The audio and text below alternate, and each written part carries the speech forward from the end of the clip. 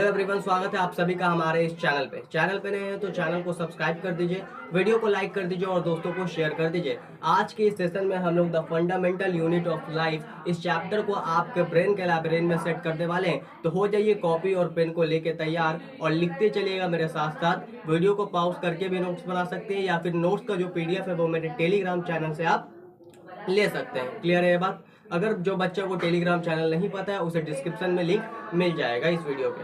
तो आइए स्टार्ट करते हैं बिना समय को वेस्ट करते हुए।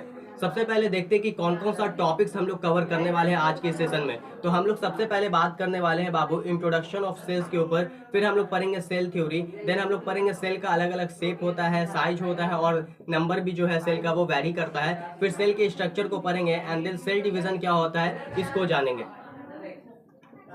तो सबसे पहले बात करते हैं इंट्रोडक्शन ऑफ सेल, यानी सेल होता क्या है। तो कह रहा cells are the structural, functional and biological unit of living beings. Cell क्या होता है? Structural, functional and biological unit होता है किसी भी लिविंग बींग्स का। स्ट्रक्चरल यूनिट कहने का मतलब कि कोई भी ऑर्गेनिज्म हो उसका जो स्ट्रक्चर बना हुआ है मेरे भाई वो किसका बना हुआ है? सेल का बना हुआ है। और कोई भी बॉडी में फंक्शन हो रहा है, जो हमारा बॉडी में फंक्शन हो रहा है वो किसके द्वारा हो रहा है? सेल के द्वारा हो रहा है। किसके द्वारा हो रहा है? सेल के द्वारा। सेल में क्या होता है? साइटोप्लाज्म होता है। उसी साइटोप्लाज्म में कई सारे केमिकल रिएक्शन चलते हैं जिसे हम लोग मेटाबॉलिज्म भी कहते हैं। तो सेल क्या है? स्ट्रक्चरल और फंक्शनल यूनिट है किसी भी लिविंग ऑर्गेनिज्म का। स्ट्रक्चर कहने का मतलब है कि कोई भी ऑर्गेनिज्म है उसका जो स्ट्रक्चर है वो इसी सिंगल सेल से बना है और उसके बाद जो फंक्शन हो रहा है उसके लिए भी कहीं ना कहीं रिस्पॉन्सिबल कौन है? सेल है। उसके बाद कह रहे हैं कि the entire functioning of living organism being from basic unit called cell, that's why it's called fundamental unit of life. अब क्या कह रहे हैं कि जो इंटायर फंक्शन है किसी भी लिविंग ऑर्गेनिज्म का उसका जो शुरुआत है वो कहाँ से होता है? एक बेसिक यूनिट से होता है और उस बेसिक यूनिट को हम लोग सेल कहते हैं और दैट्स व्हाई इसे हम लोग फंडामेंटल यूनिट ऑफ लाइफ कहते हैं। फंडामेंटल यूनिट ऑफ लाइफ कहने का मतलब कि बेसिक यूनिट ऑफ लाइफ कहते हैं। तो आपसे पूछेगा कि बताइए फंडामेंटल यूनिट ऑफ लाइफ क्या होता है? तो फंडामेंटल यूनिट ऑफ लाइफ क्या होता है बाबू? सेल होता है। सेल को हम लोग फंडामेंटल यूनिट ऑफ लाइफ कहते हैं। A cell can replicate itself independently, hence they are known as building block of life. एक सेल जो है वो रेप्लिकेट कर सकता है इंडिपेंडेंटली, यानी बिना किसी के ऊपर डिपेंड हुए वो क्या कर सकता है? अपना कॉपी बना सकता है। और साथ ही साथ हम लोग इस सेल को क्या कहते हैं? बिल्डिंग ब्लॉक ऑफ लाइफ कहते हैं। इस तरह से समझो कि जैसे एक घर बनता है एक एक ईंट से, तो वो जो ईंट है ना वो ईंट क्या हमारे बॉडी का सेल है।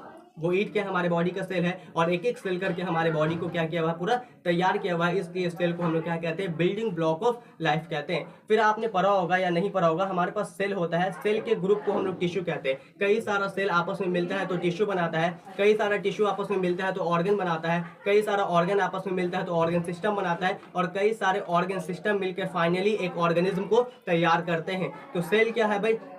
सेल एक स्ट्रक्चरल एंड फंक्शनल यूनिट है किसी भी लिविंग ऑर्गेनिज्म का। मतलब जो भी स्ट्रक्चर बना हुआ है वो सेल से बना हुआ है और जो भी फंक्शन है उसके लिए रिस्पॉन्सिबल कौन है? सेल है। और टिश्यू क्या होता है? टिश्यू की बात करें तो ग्रुप ऑफ सेल्स जो है वो क्या कहलाता है? टिश्यू कहलाता है। वैसे ग्रुप ऑफ सेल्स जो टिश्यू कहला रहा है, टिश्यू का एक्यूरेट डेफिनेशन आप लोग टिश्यू वाले चैप्टर में पढ़ेंगे। फिर उसके बाद बात करते हैं ऑर्गन। तो ऑर्गन क्या होता है? ग्रुप ऑफ टिश्यू क्या कहलाता है? ऑर्गन कहलाता है। क्या कहलाता है भाई?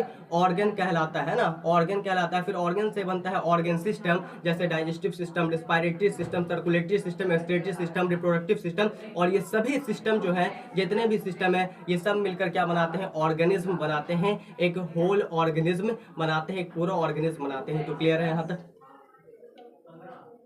अब discoveries related to cell. Cell के रिलेटेड कौन कौन से डिस्कवरीज हैं उसके ऊपर बात कर लेते हैं। Cell was first discover and name by Robert Hooke in 1665। जो सेल है हमारा सबसे पहले किसके द्वारा डिस्कवर किया गया? रॉबर्ट हुक के द्वारा डिस्कवर किया गया और नाम दिया गया। रॉबर्ट हुक ने जिस सेल को देखा था बाबू, आपको बता देते हैं कि वो एक डेड सेल था। वो क्या था? डेड सेल था। उन्होंने कॉर्क में, किसमें बाबू? कॉर्क में इस डेड सेल को क्या किया था? क्या किया था बाबू? ऑब्जर्व किया था। डेड सेल को रॉबर्ट हुक ने कॉर्क में ऑब्जर्व किया था। तो सबसे पहले जो सेल को देखा था वो कौन थे? रॉबर्ट हुक थे। कौन थे बाबू? रॉबर्ट हुक थे। 1665 में सबसे पहले सेल को देखा और वो जो सेल था वो क्या था? डेड सेल था। उसके बाद एंटोन वैन लेeuwenhoek आते हैं 1674 में। इन्होंने सबसे पहले लिविंग सेल को देखा। याद रखिएगा, इन्होंने सबसे पहले लिविंग सेल को देखा। इन्होंने डिस्कवर किया प्रोटोजोआ और बैक्टीरिया और साथ ही साथ लिविंग सेल। रॉबर्ट ब्राउन की बात करें तो 1831 की बात है। 1831 में रॉबर्ट ब्राउन ने न्यूक्लियस को डिस्कवर किया। 1831 में रॉबर्ट रॉबर्ट ब्राउन ने न्यूक्लियस की खोज की? तो याद रखना, सबसे पहले हमारे पास रॉबर्ट हुक 1665 में सेल दिए जो कि डेड सेल था। उसके बाद लेवनहॉक जो कि लिविंग सेल देते हैं 1674 में, और साथ ही साथ वो सेल क्या था, लिविंग था। और उसके बाद रॉबर्ट ब्राउन 1831 में डिस्कवर करते हैं न्यूक्लियस का। फिर उसके बाद बात करते हैं सेल्डन और स्वान का। तो सेल्डन और स्वान, यहाँ पे एक साइंटिस्ट जो है वो बॉटनिस्ट है और एक साइंटिस्ट जो है जूलॉजिस्ट है। बॉटनिस्ट का मतलब होता है जो प्लांट के ऊपर स्टडी करे, और जूलॉजिस्ट का मतलब होता है जो एनिमल के ऊपर स्टडी कर रहे थे। ये दोनों अलग अलग जगह स्टडी कर रहे थे और इनका जो स्टडी है वो कहीं ना कहीं मैच कर गया, इनकी जो बातें हैं वो मैच कर गई। तो इन दोनों ने मिलकर एक थ्योरी दिया, उसे हम लोग सेल थ्योरी कहते हैं। क्या कहते हैं? Cell theory. और ये सेल थ्योरी 1838 में लगभग सेल्डन काम कर रहे थे और स्वान जो है 1839 में काम कर रहे थे। ठीक है, इन्होंने क्या प्रपोज किया? सेल थ्योरी प्रपोज किया। सेल थ्योरी क्या होता है आगे हम लोग पढ़ेंगे। उसके बाद परकिंजी ने क्या बताया भाई? प्रोटोप्लाज्म को डिस्कवर किया। प्रोटोप्लाज्म का डिस्कवरी किसने किया? परकिंजी ने। तो यहाँ पे डिस्कवरीज हो गया सभी रिलेटेड टू सेल। सबसे पहले सेल का रॉबर्ट हुक ने किया 1665 में, डेड सेल था। फिर लेवनहॉक ने किया, लिविंग सेल था। उसके बाद रॉबर्ट ब्राउन ने 1831 में न्यूक्लियस। फिर उसके बाद सेल थ्योरी आता है जिसमें सेल्डन और स्वान का पार्टिसिपेशन होता है। और उसके बाद परकिंजी आते हैं जो कि प्रोटोप्लाज्म का डिस्कवरी करते हैं। तो यहाँ तक एकदम क्लियर है। अब सेल थ्योरी होता है क्या? तो कह रहा all the living organism are compose of cell. जितने भी लिविंग ऑर्गेनिज्म आपको दिख रहे हैं इस दुनिया में, जितने भी लिविंग ऑर्गेनिज्म आपको दिख रहे हैं वो सब के सब किसके बने होते हैं बाबू? सेल के बने होते हैं। किसके बने होते हैं? सेल के बने होते हैं। The living organism could be made up of one और मोर सेल। जो लिविंग ऑर्गेनिज्म है वो हो सकता है एक सेल का भी हो और हो सकता है कई सारे सेल का हो। फिर से सुनोगे, जो लिविंग ऑर्गेनिज्म है वो हो सकता है एक सेल का भी हो और हो सकता है कई सारे सेल का बना हो। और जो इन्होंने क्या कहा आगे देखो, यहाँ पे तीन साइंटिस्ट का कंट्रीब्यूशन होता है। शुरू में सेल्डन और स्वान। सेल्डन और स्वान ने क्या कहा कि जितने भी लिविंग ऑर्गेनिज्म है वो किसके बने हुए? सेल के बने हुए हैं। फिर उसके बाद एक साइंटिस्ट और आते हैं, रुडोल्फ विर्चो। रुडोल्फ विर्चो जो है, यहाँ पे आपको दिख रहा होगा उनका चेहरा। रुडोल्फ विर्चो जो है वो क्या बताते हैं? वो बताते हैं कि जितने भी नए सेल्स है वो कहां से आते हैं? प्री एग्जिस्टिंग सेल से आते हैं। All new cells arise from pre existing cell, यानी कि जितने भी नए सेल है वो किससे आते हैं बाबू? प्री एग्जिस्टिंग सेल से आते हैं, पुराने सेल से आते हैं। इस बात को याद रखिएगा। तो सेल्डन जो थे वो बॉटनिस्ट थे, स्वान जो थे जूलॉजिस्ट हैं। इन्होंने कहा कि all living organism are made up of cell. जितना भी लिविंग ऑर्गेनिज्म है वो किसका बना हुआ है? सेल का बना हुआ है। उसके बाद रुडोल्फ विर्चो आके कहते हैं कि जो नया सेल बनता है वो प्री एग्जिस्टिंग सेल से बनता है, मतलब हर नया सेल पुराने सेल से बनता है। और ये स्टेटमेंट कई बार आपके सवाल में आ चुका है, all new cells arise from pre existing cell. हर जो नया सेल है वो किससे बनता है? पुराने सेल से बनता है। तो कह रहा the new cells arise from pre existing cell through the process of cell division. और किस प्रोसेस के द्वारा बनता है? तो सेल डिवीजन के द्वारा बनता है। किसके द्वारा बनता है मेरे भाई? सेल डिवीजन के द्वारा बनता है। क्या यहां तक आप लोग को एकदम क्लियर है? अब सेल जो है उसका साइज की बात करें, नंबर की बात करें और शेप की बात करें तो ये वैरी करता है। अलग अलग ऑर्गेनिज्म में अलग अलग साइज का सेल, अलग अलग नंबर ऑफ सेल्स और शेप जो है सेल का वो वैरी करता है। और देखते हैं कैसे।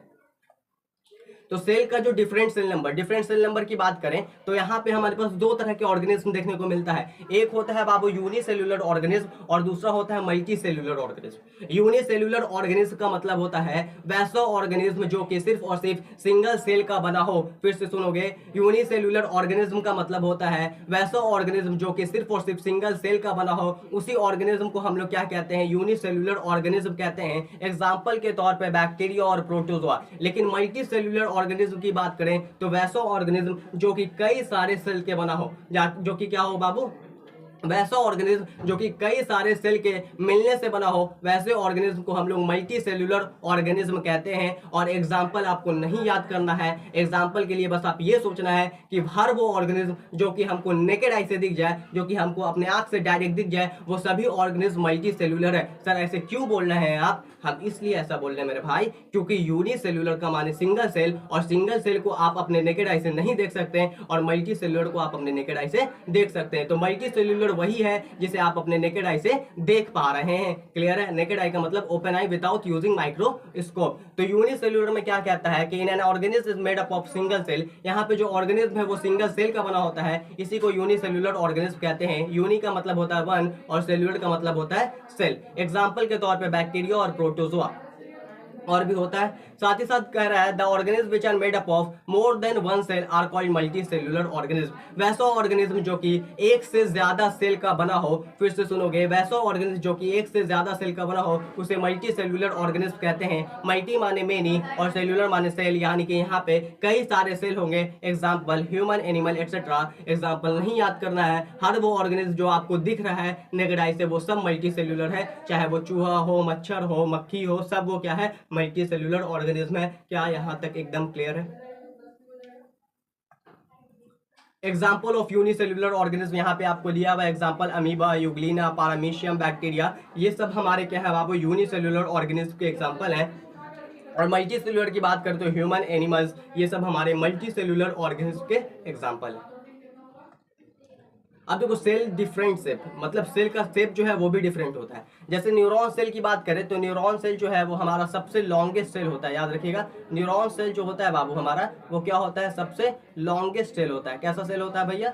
सबसे लॉन्गेस्ट सेल होता है। लंबा बात कर रहे हैं ना, डिफरेंट शेप के ऊपर बात कर रहे थे। यहाँ पे हम लोग बात कर रहे थे न्यूरॉन्स के ऊपर। न्यूरॉन्स की अगर बात करते हैं, न्यूरॉन्स जो है वो क्या होता है, हमारा लॉन्गेस्ट सेल होता है। क्या होता है बाबू? Longest cell. हमारे बॉडी में जो सबसे लंबा सेल होता है वो कौन होता है? न्यूरॉन्स होता है ना। इसे नर्व सेल भी हम लोग कहते हैं। न्यूरॉन्स में दो पार्ट देखने को मिलता है, इस वाले पार्ट को एक्सॉन्स कहते हैं और इस वाले पार्ट को डेंड्रॉन्स कहते हैं। उसके बाद अगर बात करें रेड ब्लड सेल्स, जिसे हम लोग आरबीसी भी कहते हैं। क्या कहते हैं सर? जिसे हम लोग आरबीसी भी कहते हैं, रेड ब्लड सेल। ये तुम्हारा ओवल शेप का हो सकता है या फिर बाई कनकेव हो सकता है। ओवल यानी अंडे के आकार का हो सकता है या फिर बाई कनकेव शेप का आपका ये आरबीसी जो है हो सकता है। तो आरबीसी का शेप याद रखना है, ओवल शेप या फिर biconcave. Smooth muscle cell जो है हमारे पास, मसल सेल्स, ये स्पिंडल शेप का होता है। कैसा होता है भाई? इधर लिख देते हैं, कैसा शेप का होता है smooth muscle cell? Spindle shape का होता है। जो हमारे पास स्मूथ मसल सेल्स हैं, जो हमारे मसल्स में पाए जाने वाले सेल्स हैं, ये सेल जो है वो किस शेप का होता है? Spindle shape. स्पिंडल शेप का मतलब होता है वैसा शेप जिसका दो कोना क्या हो, निकला हो और बीच में फुला हो, वैसे शेप को स्पिंडल शेप कहते हैं। तो क्या ये आपको देखने में स्पिंडल शेप की तरह लग रहा है? बिल्कुल गुरुजी लग रहा है। तो इसे हमने क्या कहा बाबू कि ये जो है वो कैसा शेप का होता है? स्पिंडल शेप का होता है। उसके बाद व्हाइट ब्लड सेल की बात करें तो ये कैसा होता है? राउंड होता है। व्हाइट ब्लड सेल जो है वो कैसा होता है बाबू? राउंड होता है। और उसके बाद कॉल्यूमिनर एपिथेलियल सेल जो है वो जो कॉल्यूमिनर एपिथेलियल सेल है, ये एपिथेलियल टिश्यू में पाया जाता है। ये तुम्हारा स्क्वायर टाइप का होता है। ये कैसा होता है बाबू? स्क्वायर टाइप का ये सेल देखने को मिलता है। तो शेप भी जो है सेल का वो अलग अलग होता है, इस बात को याद रखना। शेप जो है सेल का वो क्या होता है? अलग अलग होता है। न्यूरॉन्स की बात करें तो वो अलग शेप का होगा, आरबीसी की बात करें तो वो ओवल बाइकनकेव होगा, स्पिंडल शेप होगा हमारा, smooth muscle cell, white blood cell जो है वो राउंड होगा, कॉल्यूमिनर जो है हमारे पास वो कैसा होगा? स्क्वायर शेप का होगा। तो शेप जो है वो सेल का क्या करता है? वैरी करता है। ठीक है, अब यहाँ पे याद रखना कि स्मॉलेस्ट सेल जो है वो कौन है? माइकोप्लाज्मा। माइकोप्लाज्मा क्या है बाबू? ग्रुप ऑफ बैक्टीरिया है। ग्रुप ऑफ बैक्टीरिया जो है वो क्या है? माइकोप्लाज्मा। माइकोप्लाज्मा में एक मेंबर आता है पीपीएलओ। पीपीएलओ यानी ल्यूरोन्यूमोनिया लाइक ऑर्गेनिज्म। ये सबसे स्मॉलेस्ट सेल होता है, याद रखना। सबसे स्मॉलेस्ट सेल कौन होता है? पीपीएलओ यानी ल्यूरोन्यूमोनिया लाइक ऑर्गेनिज्म। और ये किस ग्रुप से बिलोंग करता है? माइकोप्लाज्मा, जो कि एक बैक्टीरिया का ग्रुप है, स्मॉलेस्ट सेल का ग्रुप है। लार्जेस्ट सेल की बात करें तो याद रखना ऑस्ट्रिच एग। ऑस्ट्रिच एग जो है वो क्या होता है? लार्जेस्ट सेल होता है। सेल की स्ट्रक्चर की बात करें तो यहाँ पे आपको दिख रहा होगा एनिमल सेल, है ना। यहाँ पे क्या दिख रहा है बाबू? यहाँ पे हमको दिख रहा है सर एनिमल सेल, और यहाँ पे हमको दिख रहा है प्लांट सेल। ये कौन सा सेल है? ये प्लांट सेल है। एनिमल सेल और प्लांट सेल की अगर बात करें तो आपको कुछ मेजर पॉइंट याद रखना है। प्लांट सेल को जब हम देखते हैं तो हमारे पास इस तरह से एक स्ट्रक्चर दिखता है, इसे हम लोग वैक्यूल्स कहते हैं। क्या कहते हैं? वैक्यूल्स। तो जो प्लांट सेल होता है उसमें लगभग 80 to 90% स्पेस वैक्यूल जो है वो ऑक्युपाई किया रहता है, मतलब लिया रहता है। उस वजह से जो न्यूक्लियस है वो साइड में घसक जाता है। तो प्लांट सेल में वैक्यूल्स देखने को मिलेगा। उसके अलावा सेल मेम्ब्रेन के बाहर एक और वॉल देखने को मिलता है बाहर की तरफ, उसे हम लोग सेल वॉल कहते हैं। क्या कहते हैं? Cell wall. तो दो फीचर याद रखोगे। क्या क्या याद रखोगे बाबू? कि प्लांट सेल में सेल वॉल देखने को मिलेगा, साथ ही साथ वैक्यूल्स देखने को मिलेगा बड़े साइज में। इसका काम क्या होता है आगे हम लोग पढ़ेंगे। फूड स्टोरेज का काम करता है और भी बहुत सारा इसका काम होता है। लेकिन एनिमल सेल की बात करें तो वैक्यूल्स जो है एनिमल सेल में वो या तो नहीं होगा, और अगर होगा तो छोटे साइज का होगा। एनिमल सेल में जो वैक्यूल्स है या तो नहीं होगा, लेकिन अगर होगा तो छोटे साइज का होगा। क्लियर है यहाँ तक? प्लाज्मा मेम्ब्रेन या सेल मेम्ब्रेन क्या होता है? तो प्लाज्मा मेम्ब्रेन और सेल मेम्ब्रेन की बात करें तो जब हम लोग इस तरह से सेल का स्ट्रक्चर ड्रॉ करते हैं तो यहाँ पे हमको क्या देखने को मिलता है, बाहर के तरफ आउटर मोस्ट कवरिंग देखने को मिलता है। इस आउटर मोस्ट कवरिंग को हम लोग क्या कहते हैं गुरुजी, इस आउटर मोस्ट कवरिंग को हम लोग या तो प्लाज्मा मेम्ब्रेन कहेंगे बाबू, या तो सेल मेम्ब्रेन कहेंगे। क्या कहेंगे, या तो प्लाज्मा मेम्ब्रेन कहेंगे या फिर सेल मेम्ब्रेन कहेंगे। ये क्या करता है, ये सेपरेट करता है अंदर के कंटेंट को, यानी सेल का जो कंटेंट है, सेल का जो मटेरियल है उसको बाहर के एनवायरनमेंट से क्या करता है, सेपरेट करता है, यानी कि अलग करता है। बाहर का जो एनवायरनमेंट है उससे क्या करता है, अंदर के जो कंटेंट्स है उसको क्या करता है, सेपरेट करता है, यानी अलग करता है। तो कह रहा है outermost covering of the cell and it separate cell content from external environment. Cell के कंटेंट को सेपरेट करता है बाहर के एनवायरनमेंट से। सेलेक्टिवली परमिएबल मेम्ब्रेन, ये जो मेम्ब्रेन होता है वो सेलेक्टिवली परमिएबल होता है, मतलब जिस चीज को ये चाहेगा उस चीज को अंदर आने देगा, जिस चीज को नहीं चाहेगा उस चीज को अंदर नहीं आने देगा, या फिर अंदर से बाहर भी जाने, जिस चीज को ये चाहेगा उसी को जाने देगा और जिसको नहीं चाहेगा उसको जाने नहीं देगा। सेलेक्टिवली परमिएबल है, ठीक है। उसके बाद क्या कह रहा है कि allow entry and exit of some material, कुछ मटेरियल का जो है उसको अलाउ करता है एंट्री और एग्जिट, और कुछ मटेरियल का जो मूवमेंट है उसे अलाउ नहीं करता है, यानी कि रोकता है। रोकने का मतलब क्या होता है, प्रिवेंट्स। क्या करता है बाबू, प्रिवेंट करता है मूवमेंट ऑफ सम मटेरियल, कुछ मटेरियल का जो मूवमेंट है उसको प्रिवेंट करता है, रोकता है। Allow diffusion of substance like carbon dioxide and oxygen, carbon dioxide और ऑक्सीजन का जो डिफ्यूजन है उसको अलाउ करता है। Regulates movement of substance in and out of the cell, और क्या करता है, ये कंट्रोल करता है सब्सटेंस के मूवमेंट को अंदर और बाहर की तरफ। It is made up of lipid and protein, very very very important, बहुत इंपॉर्टेंट है ये कि जो आपका सेल मेम्ब्रेन है जिसे हम लोग प्लाज्मा मेम्ब्रेन भी कहते हैं, ये सेल मेम्ब्रेन या तो लिपिड का बना होता है और साथ ही साथ प्रोटीन का बना होता है। बहुत इंपॉर्टेंट है। जो हमारे पास सेल मेम्ब्रेन है, प्लाज्मा मेम्ब्रेन है, वो किसका बना होता है बाबू, लिपिड और प्रोटीन का बना होता है। किसका बना होता है, लिपिड और प्रोटीन का बना होता है, याद रखिएगा। जो हमारे पास सेल मेम्ब्रेन है यानी प्लाज्मा मेम्ब्रेन है वो किसका बना होता है, लिपिड और प्रोटीन का बना होता है। लिपिड का बाई लेयर देखने को मिलता है आपको, लिपिड का बाई लेयर होता है, यानी 2 लेयर होता है लिपिड का, और साथ ही साथ प्रोटीन्स देखने को मिलता है। लिपिड का बाई लेयर देखने को मिलता है और प्रोटीन देखने को मिलता है। तो सेल मेम्ब्रेन किसका बना होता है, लिपिड एंड प्रोटीन का, और कुछ अमाउंट में कार्बोहाइड्रेट्स भी देखने को मिलते हैं, कुछ अमाउंट्स में कार्बोहाइड्रेट भी देखने को मिलते हैं। तो यहां तक एकदम क्लियर है। अब बात करते हैं active and passive transport. Transport जो है वो 2 तरह का हो सकता है, एक होता है एक्टिव ट्रांसपोर्ट, एक होता है पैसिव ट्रांसपोर्ट। अब पैसिव ट्रांसपोर्ट की बात करो तो यहाँ पे क्या कह रहा है कि substance move from their higher to lower concentration. जब सब्सटेंस जो है हायर कंसंट्रेशन से लोअर कंसंट्रेशन की तरफ मूव करेगा उसे हम लोग पैसिव ट्रांसपोर्ट कहेंगे। क्या कहेंगे सर, उसे हम लोग पैसिव ट्रांसपोर्ट कहेंगे। जब सब्सटेंस हायर कंसंट्रेशन से मतलब ज्यादा वाले में से कम वाले में जाएगा उसे हम लोग क्या कहेंगे बाबू, पैसिव ट्रांसपोर्ट कहेंगे। और यहाँ पे किसी भी एनर्जी की रिक्वायरमेंट नहीं होती है, no energy is required, it is a slow movement. ये कैसा मूवमेंट होता है, स्लो मूवमेंट होता है, और सिर्फ छोटे मॉलिक्यूल और वाटर मॉलिक्यूल ही ट्रांसपोर्ट करते हैं पैसिवली। जो छोटे मॉलिक्यूल होते हैं, स्मॉल मॉलिक्यूल होते हैं, और जो वाटर मॉलिक्यूल होता है वही पैसिवली ट्रांसपोर्ट करता है। अगर बात करें एक्टिव ट्रांसपोर्ट की कि एक्टिव ट्रांसपोर्ट क्या होता है, तो यहाँ पे कह रहे हैं कि substance move from their lower to higher concentration. यहाँ पे क्या होता है, जो हमारे पास सब्सटेंस है वो लोअर कंसंट्रेशन से हायर कंसंट्रेशन की तरफ मूव करता है, लोअर कंसंट्रेशन से